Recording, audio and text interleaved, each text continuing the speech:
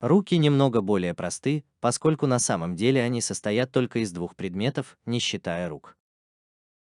Первое, что мы можем произнести с помощью плеча, это трицепс сзади и бицепс спереди.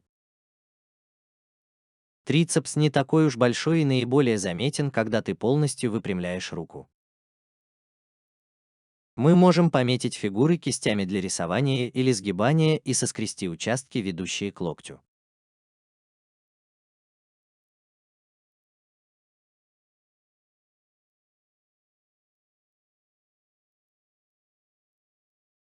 Бицепс занимает большую часть передней части плеча и очень заметен.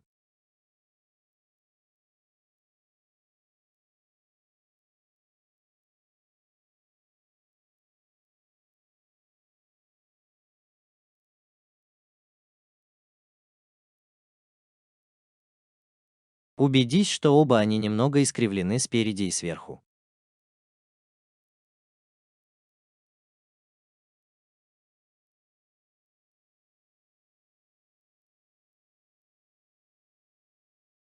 Мы пока оставим верхнюю часть руки и перейдем к нижней. Самое интересное в нижней части руки то, что она в основном состоит из двух костей, локтевой и лучевой, которые способны вращаться вокруг друг друга. Таким образом, мы можем свободно вращать нижнюю часть руки и обычно поворачиваем риск на 90 градусов. По сравнению с локтем, мы можем пока придать ему форму руки, добавляя и соскабливая поверхности в извилистом узоре.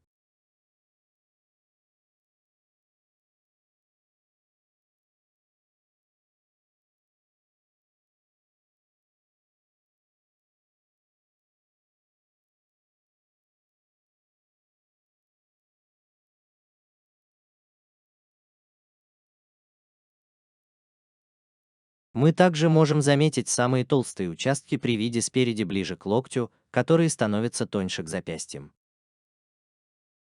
Не теряй профиль от примитивных объектов, чтобы сторона от передней части локтя к ладони была относительно плоской и широкой. По сравнению с сайтами, мы также можем отметить в локтевых соединениях немного больше.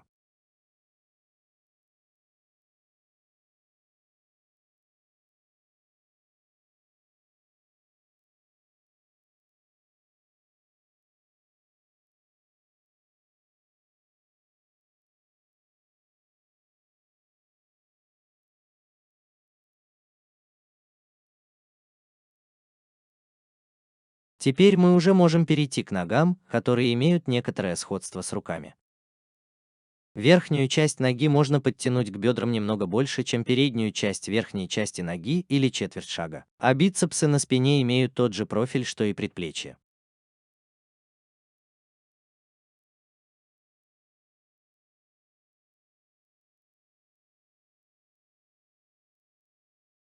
Мы можем добавить несколько складок, чтобы разделить основные участки мышц на ноге и соскрести немного с поверхности.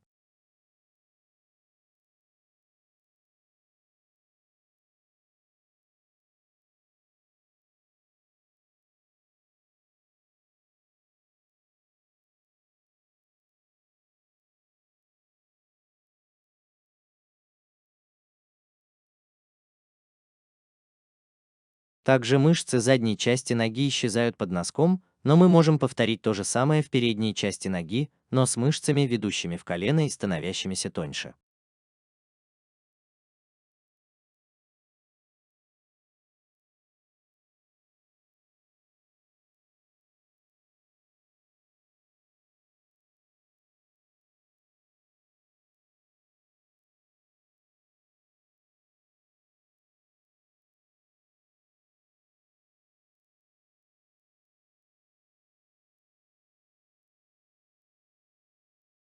Там также есть небольшой изгиб к центру с немного большим объемом возле ягодицы и колена, оттуда мы перейдем к самому колену. Коленную чашечку можно немного сплющить, пока мы добавляем больше мышц на спине. С помощью кисти из глиняных полосок добавь несколько складок, чтобы больше подчеркнуть коленную чашечку. И соедини мышцы по бокам с другими частями тела, потянув их вверх и вниз по направлению к ним.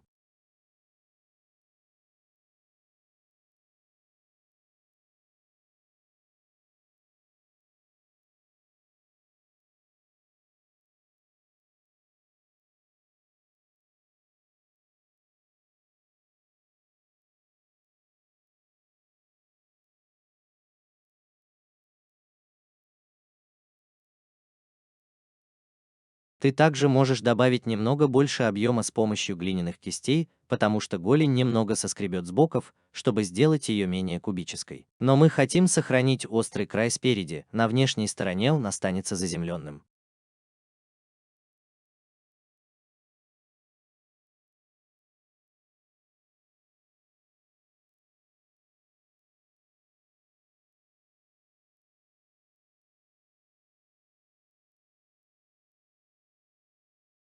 Мы также можем опустить нижний конец до лодыжки, потому что корова на спине немного приподнимет верхнюю часть, чтобы соединить ее с мышцами колена.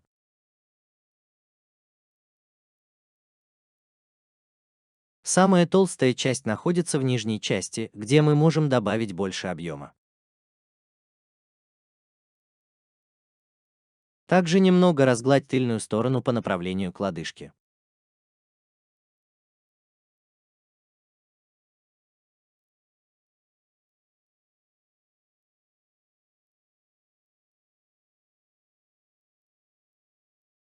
Тогда мы можем произнести ахиллес, соскоблив бока и оставив эту тонкую часть на спине. Продолжай хвататься за сетку, чтобы потом выпрямить ахиллесову кость. Иначе форма станет слишком неровной. Ты можешь усилить форму парой складок, и тогда это все для ног и рук.